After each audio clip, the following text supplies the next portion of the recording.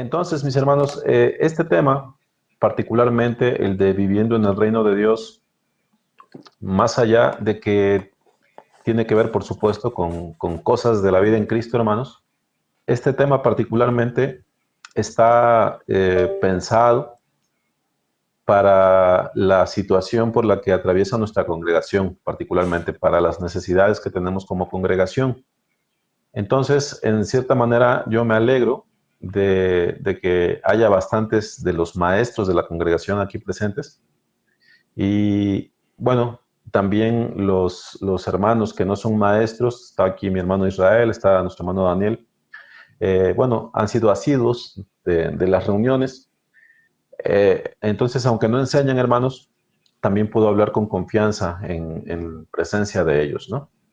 Entonces, habiendo dicho eso, hermanos, los temas que hemos estado tocando dentro de esta serie precisamente están enfocados a lo que es la situación de la congregación. Entonces, yo espero que pueda darme a entender con ustedes y hablando particularmente de los temas que hemos estado tratando.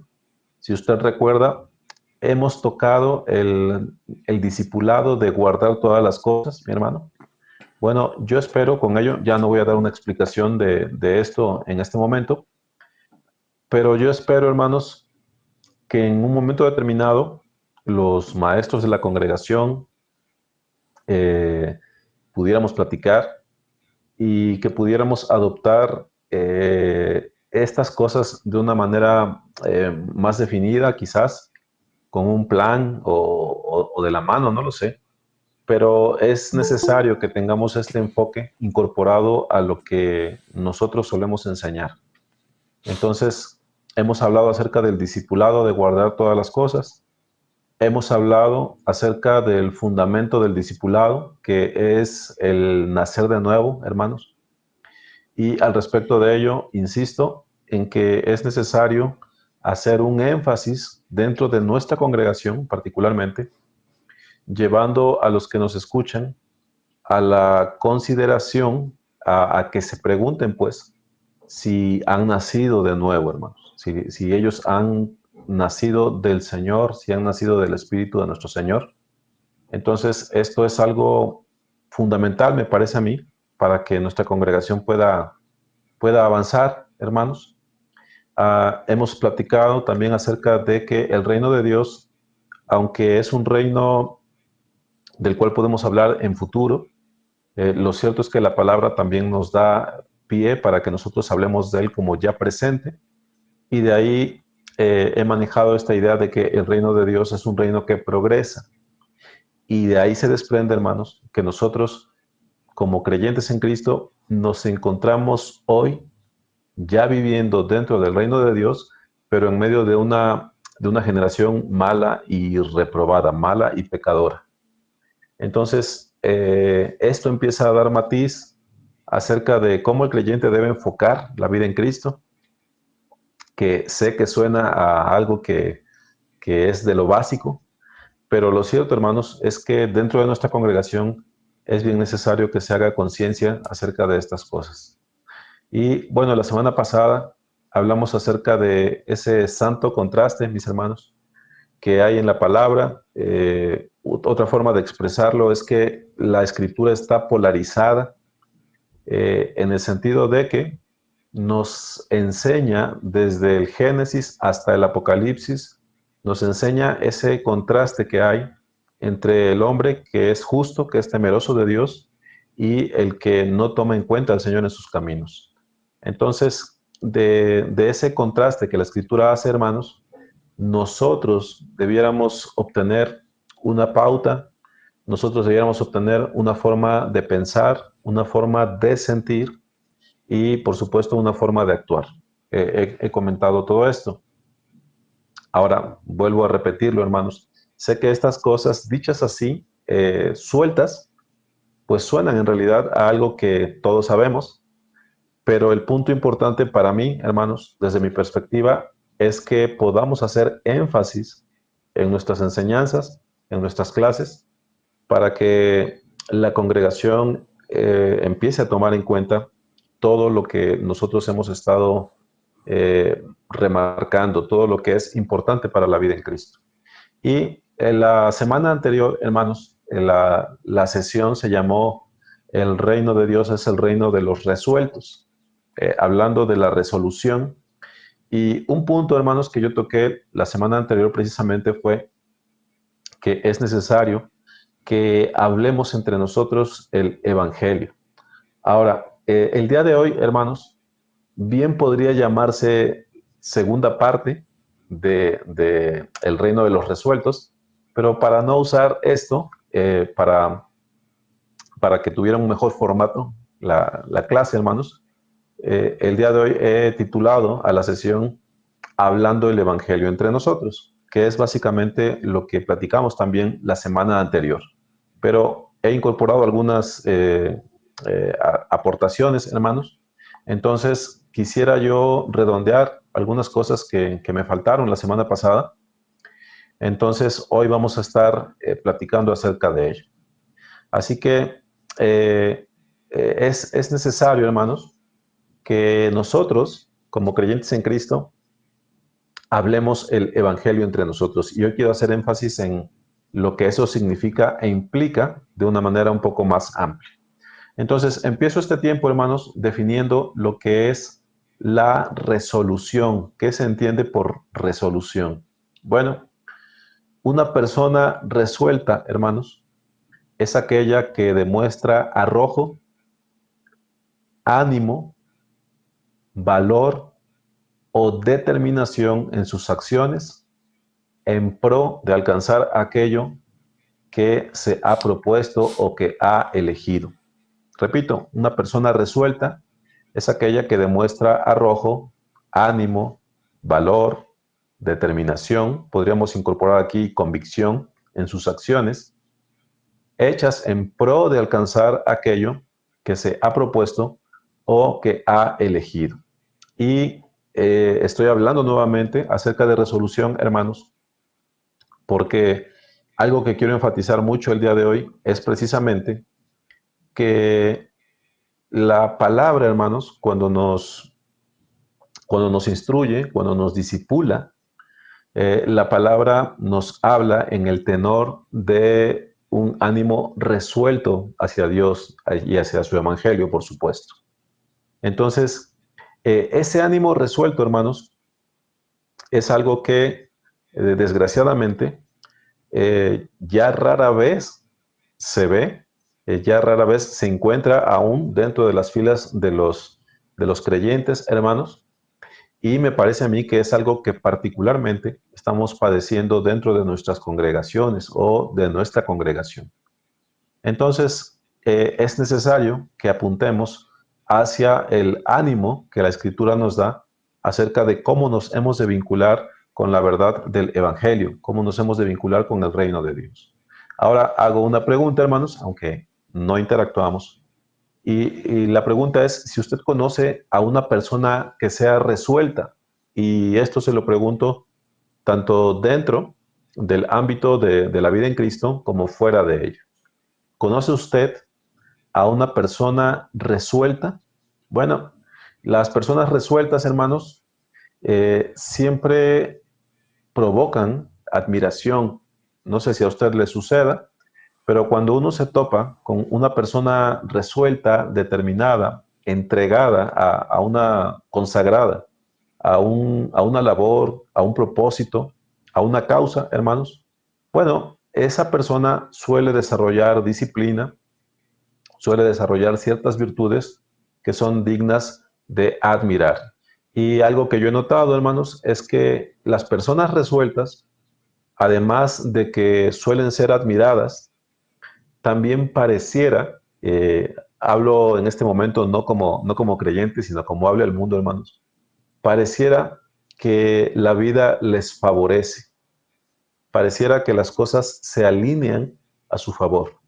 Cuando encontramos a una persona así, resuelta, pareciera que el universo, dirían, uh, se alinea para que a ellos les vaya bien.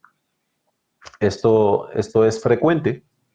esto se observa dentro de las personas que son resueltas. Pareciera que hay una retribución hacia este atributo o virtud.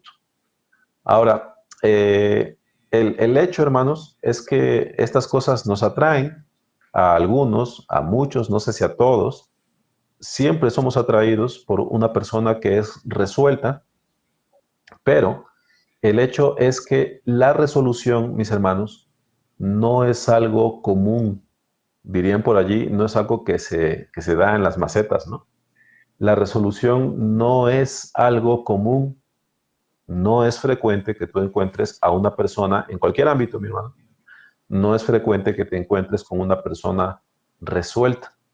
Esto es así. Ahora, hay dos obstáculos, hermanos, que separan a los hombres, y ahora estoy hablando en un sentido amplio, hermanos, todavía no me estoy centrando en lo que es la vida en Cristo, pero hay dos grandes obstáculos, hermanos, que nos separan a los hombres de la resolución. ¿Cuáles son esos obstáculos, hermanos?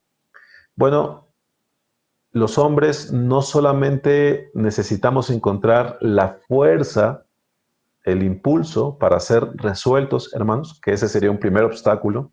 Pareciera que algunos no tenemos el combustible, naturalmente no tenemos el combustible para ser resueltos,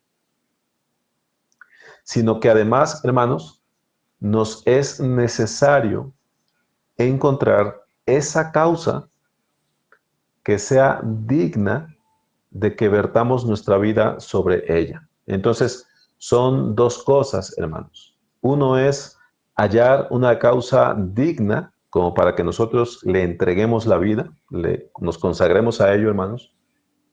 Pero un segundo factor que nos separa, hermanos, de la resolución, es que esa fuerza, ese impulso para entregarnos a ello, bueno, no brota, no emana de nosotros así como así. Entonces muchas veces nos encontramos con que queremos, pero no podemos, hermanos, por diferentes circunstancias. Y allí es donde terminan nuestras aspiraciones de una vida resuelta, ¿no? A veces sucede así. Si usted recuerda, hermano, la semana pasada les hablé acerca de ese hecho histórico de la batalla de San Crispín, no sé cuántos se acuerden. Era un conflicto entre ingleses y franceses, y a los ingleses, que estaban superados de 2-1 en número, se les arengó, se les dio uno de esos discursos que nosotros escuchamos en las películas de Hollywood. Siempre que se va a dar una batalla, bueno, hay el que toma la palabra y arenga al pueblo, le anima, eh, dice ahí sus palabras escogidas. Y yo mencionaba, hermanos, que lo que vemos allí es tal vez una buena causa, porque peleaban por su patria, peleaban por causas justas a veces no tanto, pero más allá de eso, hermanos, lo que yo comentaba es que la gloria que se prometía en esos casos, en esas instancias, es falsa. ¿Por qué? Porque en realidad, hermanos, cuando se da una batalla, por supuesto está la probabilidad de que muramos allí. Y el hecho es que a un hombre, hermanos, aquí sí ya hablando de lo que es la vida en Cristo, a un hombre de nada le sirve que los que quedaron vivos se acuerden de él y le den gloria, honra y honor si esta persona termina perdida en el infierno, ¿no? Entonces, aunque pudo haberse entregado a esa batalla con el corazón ardiendo, encendido, lleno de valor, el hecho, hermanos, es que si yo muero allí y muero sin Cristo, fuera de la gracia de mi Señor, entonces, hermanos, por más gloria que me haya prometido mi capitán, mi general, hallo que en realidad esas promesas eran vanas, hermanos, y que esa no era en sí la razón para tomar mi vida en mi mano y entregarla a la causa, ¿sí? Ahora, todo este comentario, hermanos, apunta a lo siguiente. Hay una causa que usted y yo conocemos, hermano. Hay una causa que sí es digna de que el hombre se entregue a ella con resolución. Hay una causa buena, verdadera, hermanos, a la que el hombre no solamente debe, sino que tendría que entregarse a ella, hermanos, con resolución. Y esta causa la voy a llamar así, hermanos, el reino de Dios. Por supuesto, usted puede decir, bueno, yo me entrego a Dios, yo me entrego al Evangelio, lo puede usted también decir de esa manera, pero yo voy a hablarlo de esa forma. Hay una causa, hermanos, que nos ha sido dada a conocer, la cual sí es digna de que se le entregue, de que el hombre entregue todo su ser, de que el hombre se consagre a ella, de que empeñe su vida. Y esa causa, hermanos, es el reino de Dios. Ahora, el punto del cual estoy partiendo, mis hermanos, es que esta resolución, eh, particularmente hablando, eh, la vemos cada vez menos y más particularmente hablando, hermanos, dentro de nuestra congregación, es algo que estamos anhelando, es algo que algunos quizás estemos procurando, pero es algo que se ve poco, hermanos. Entonces, la gran cuestión aquí, hermanos, es que esto no tiene que ver con un sentimiento del que habla y también puedo decir así, no tiene que ver con un sentimiento de los que puedan estar de acuerdo conmigo.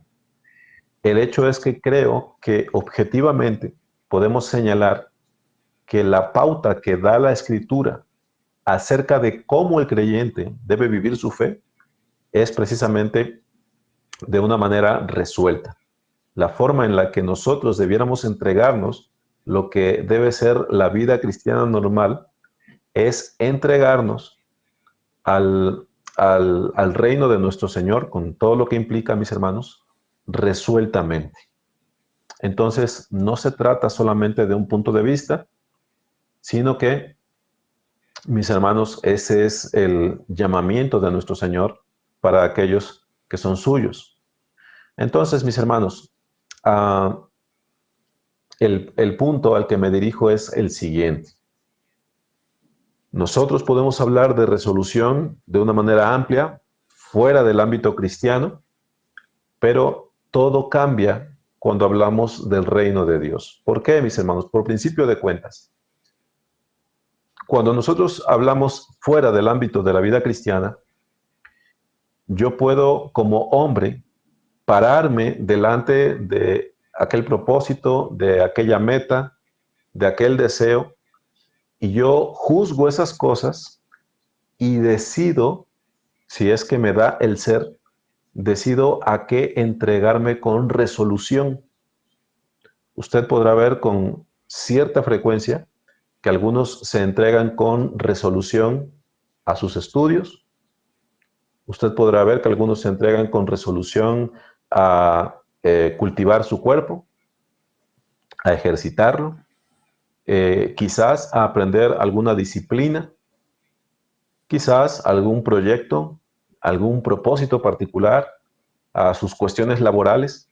Usted va a encontrar que algunas personas, ya sea por un pequeño lapso de tiempo o una carrera larga, se entregan de esa forma hacia lo que ellos han elegido.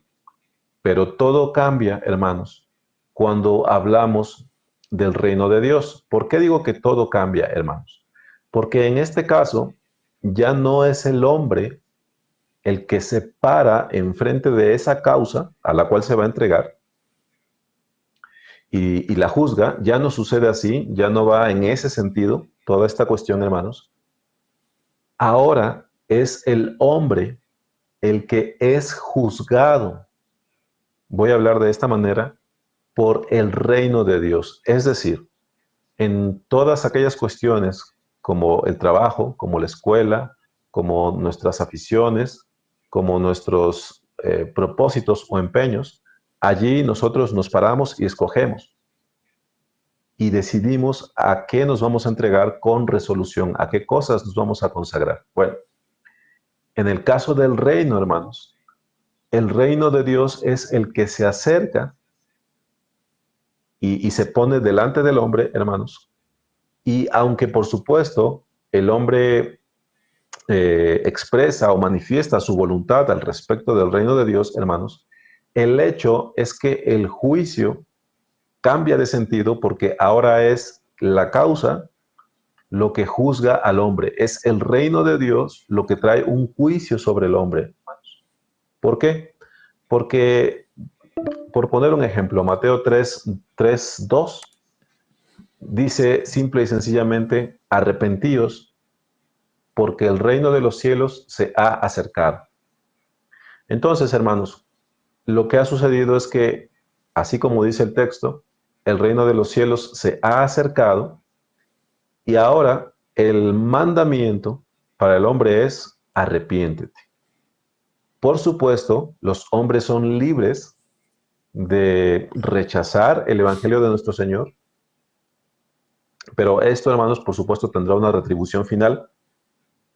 Y aunque hay algunos hombres que se envalentonan, hermanos, cuando se les habla acerca de ello, en una total ignorancia, hermanos, dicen, bueno, sí, está bien, ya te escuché, mira, no, gracias. Y yo decido otra cosa. Bueno, esos hombres no hablan con conocimiento de causa, hermanos, pero lo que pretendo decir en este punto es lo siguiente. Aunque sí hay una manifestación, un parecer del hombre frente al reino de Dios, hermanos, aquí es la causa la que juzga, la que termina juzgando al hombre. Sí, mis hermanos, es importante que entendamos esto y es importante que esto lo transmitamos, hermanos, al ámbito de nuestras clases. Es importante que este pensamiento impregne nuestra manera de enseñar lo relativo al reino, lo relativo al evangelio, lo relativo, hermanos, a la vida en Cristo. Es el reino el que juzga al hombre, hermanos, y vamos a reparar un poco en ello. Ahora, hay una especie de comedia juvenil, hermanos. Tal vez usted ya escuchó esta referencia, uh, donde hay un par de muchachos, un joven y una joven, una parejita, dirían algunos por allí, y son amigos, y resulta, hermanos, que el joven termina enamorándose de la señorita, pero pues, ella no tiene idea. Entonces él por mucho tiempo está planeando, se está anticipando, tiene el deseo de manifestarle todo su amor, todo lo que hay en su corazón. Entonces, finalmente, él vence sus temores, reúne el suficiente valor, aunque tembloroso, pero va y le abre el corazón a esta señorita. Entonces, él le dice que desde que la conoció, le dice que su sonrisa, ya sabe usted todas esas cosas, hermano. Tarda un tiempo y finalmente le dice, así que desde hace mucho tiempo quiero decirte que te amo, ¿no? Le dice. Bueno, allí el joven hace una pausa, él está así, está jadeando de amor en el sentido de que se esforzó, sacó todo lo que estaba en su corazón y ahora está expectante, ¿no? Pero ella, en contraste con la apasionada declaración de este joven, pues simplemente lo ve, ya oyó todo lo que le dijo, pero ella simplemente le dice, gracias. Gracias, que no es una respuesta que por supuesto se espera en una situación así, porque él ha derramado todo su corazón delante de ella y no es una respuesta adecuada. No sé, hermanos, si me logro dar a entender con esta escena. Bueno, aunque se plantea esta escena, hermanos, para que nos haga gracia, aunque yo no soy un gran contador de chistes, hermanos, pero el hecho es que tenemos un problema que es el siguiente, hermanos. Ah, todos nosotros conocemos este célebre texto de Juan 3:16, hermanos. Sabemos que Dios amó de tal manera al mundo que dio a su Hijo unigénito. Sabemos que es así, lo sabemos de memoria, hermanos. Pero sucede lo siguiente. Nuestro Señor ha entregado a su Hijo, lo ha entregado por nosotros, hermanos, y Él nos declara ese amor, ese grande amor, hermanos, vamos a decirlo así, en sus evangelios, en sus cartas de amor para la humanidad, hermanos, entiéndanme en qué sentido lo digo, por favor. Y el hombre, hermanos, en lugar de entregarse resueltamente, en lugar de corresponder resueltamente al gran amor de Dios, hermanos, pareciera que simplemente le responde con un gracias. Ahora, yo sé, hermanos, que nosotros podemos en un momento determinado orar delante de nuestro Señor y darle gracias. Y yo sé que esas palabras pueden ser bien sentidas, hermanos, pero comprenda en qué sentido se lo estoy diciendo yo. Por eso es que ocupé un poco de tiempo en esa anécdota de la comedia juvenil, mi hermano. Nuestro Señor ha entregado a su Hijo y entienda o repare bien en esto, Él ha entregado, por amor, Él ha entregado a su Hijo por nosotros, hermanos. Y el hombre, no estoy hablando aquí del incrédulo, hermanos, estoy hablando de lo que sucede dentro del ámbito de las congregaciones, en lugar de corresponder a ese amor resueltamente, hermanos.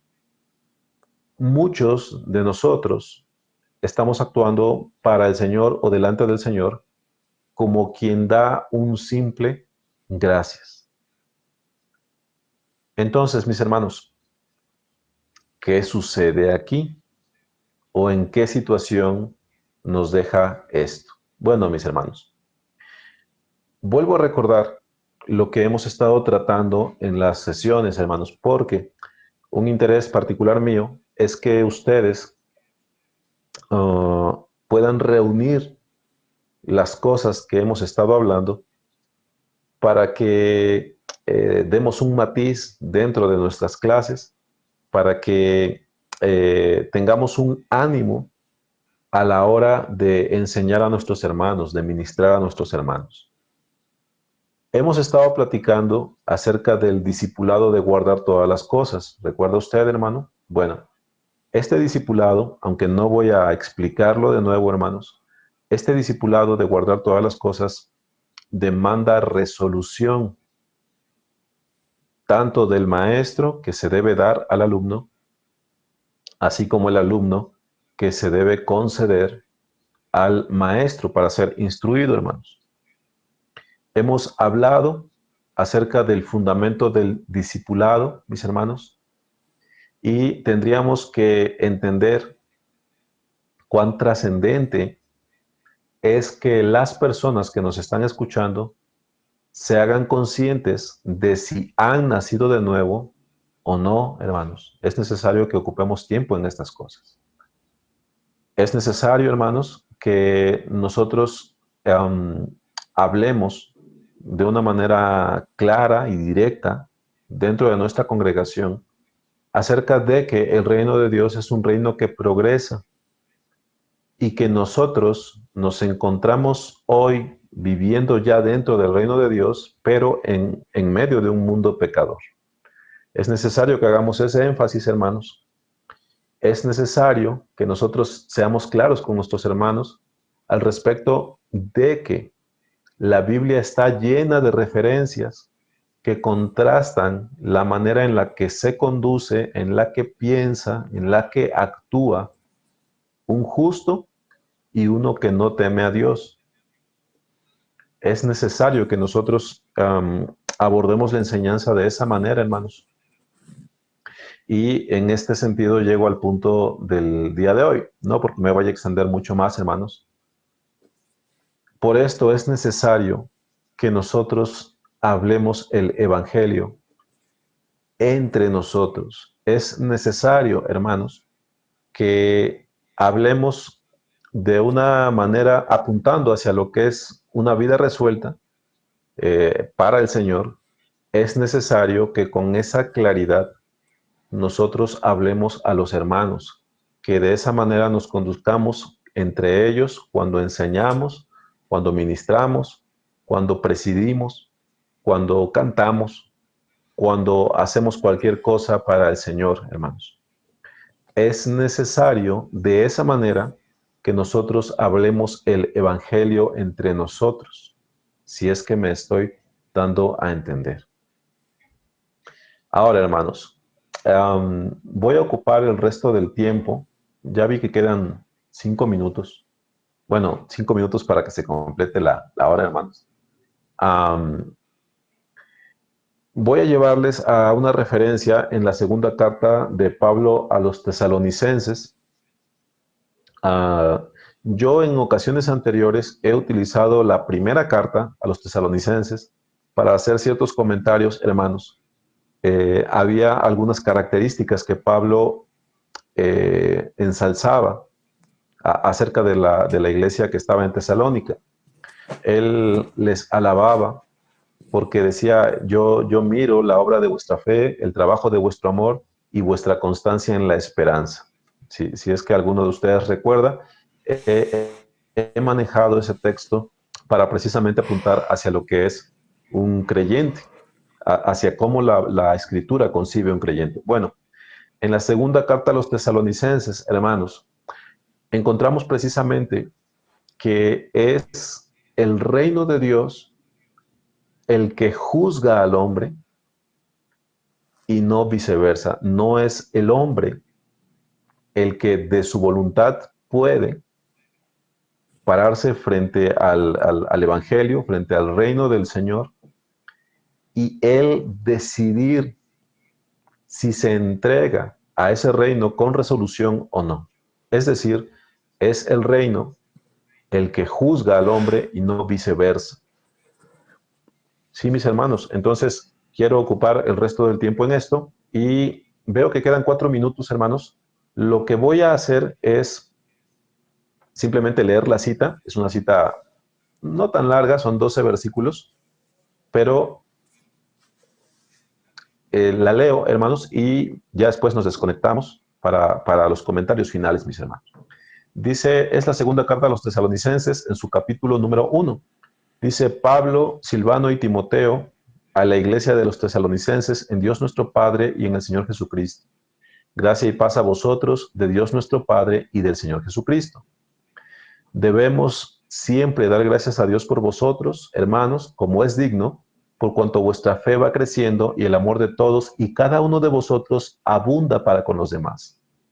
Tanto que nosotros mismos nos gloriamos de vosotros en las iglesias de Dios, por vuestra paciencia y fe en todas vuestras persecuciones y tribulaciones que soportáis. Esta es la parte que más quiero remarcar.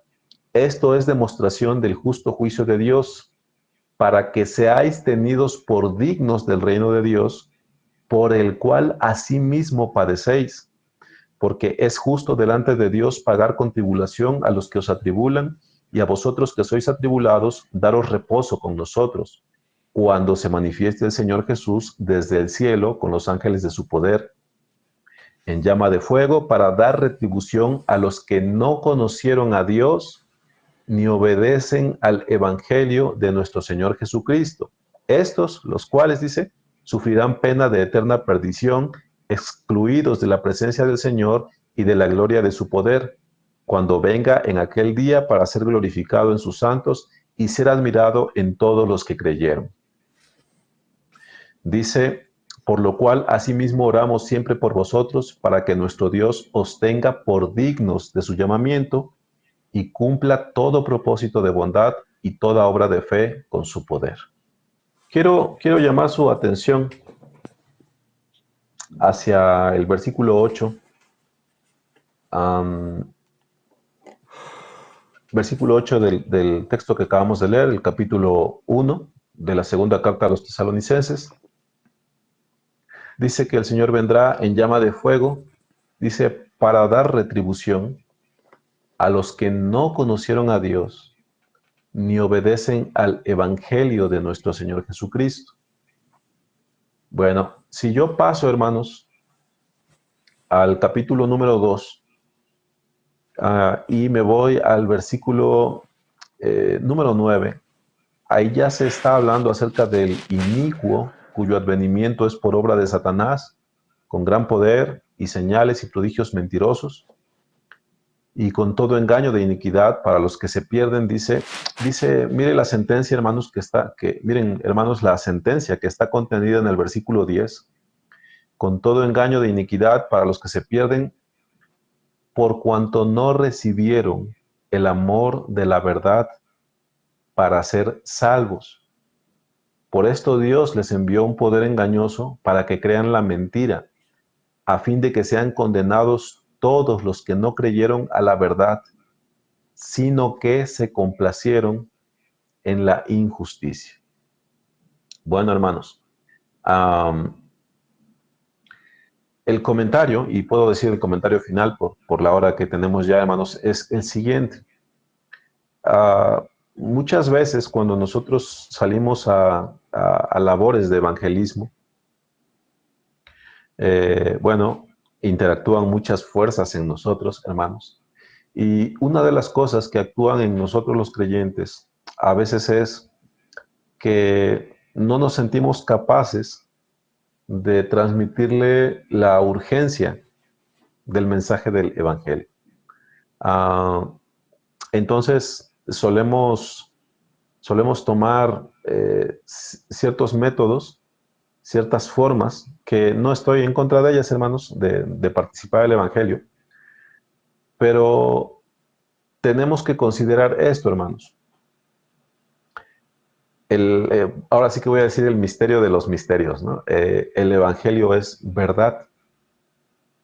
Lo que esto implica, hermanos, es que la acusación que se hace contra el hombre, hermanos, acerca de su pecaminosidad, acerca de lo cierto de su culpabilidad y todo lo que esto implica, hermanos, todo ello es algo que de hecho condena al hombre, hermano, o le condenará. Y tendríamos nosotros que entender al Evangelio como el mensaje de nuestro Señor, el mensaje que viene de lo alto, que tiende la mano al pecador. Ahora, yo sé que no le estoy diciendo nada nuevo, hermanos, y no es el propósito mío el hablar cosas nuevas. Esto es simplemente un enfoque. Tan es así el Evangelio, hermanos, que la palabra precisamente nos habla de esta manera. Dice que cuando llegue su momento, el Señor vendrá en llama de fuego para dar retribución a los que no conocieron a Dios ni obedecen al Evangelio de nuestro Señor Jesucristo.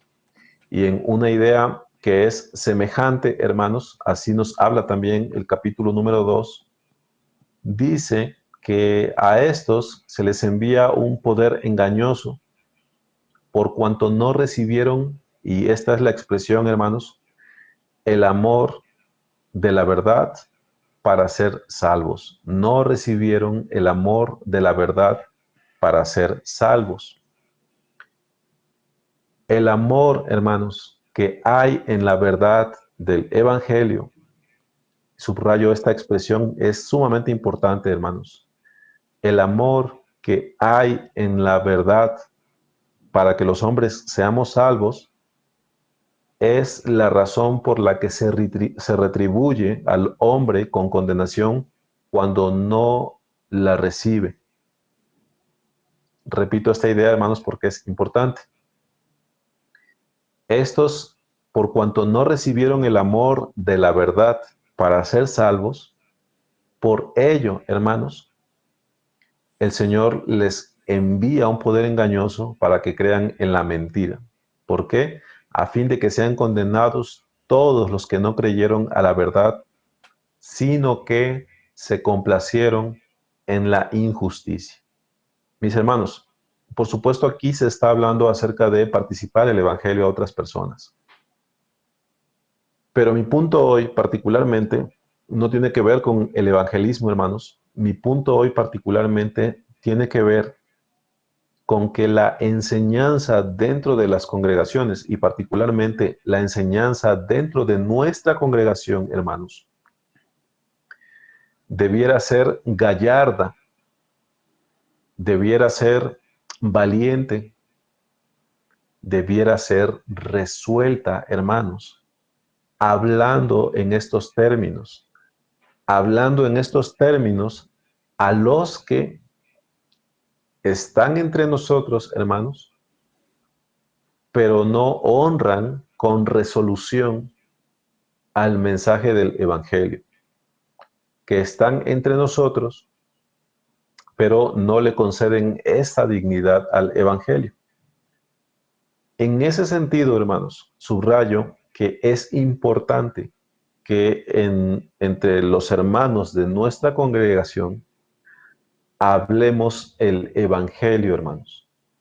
En ese sentido, digo que es importante que entre nosotros aprendamos, hermano, entiéndame bien en qué sentido se lo digo, aprendamos a hablar el Evangelio entre nuestros hermanos, para con nuestros hermanos.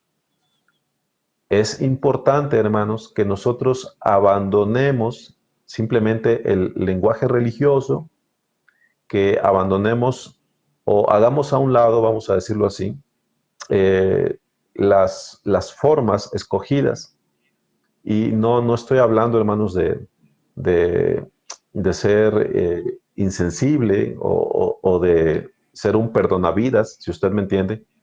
No me refiero a eso, hermanos, pero es importante que nosotros escojamos el hablar el Evangelio entre nuestros hermanos.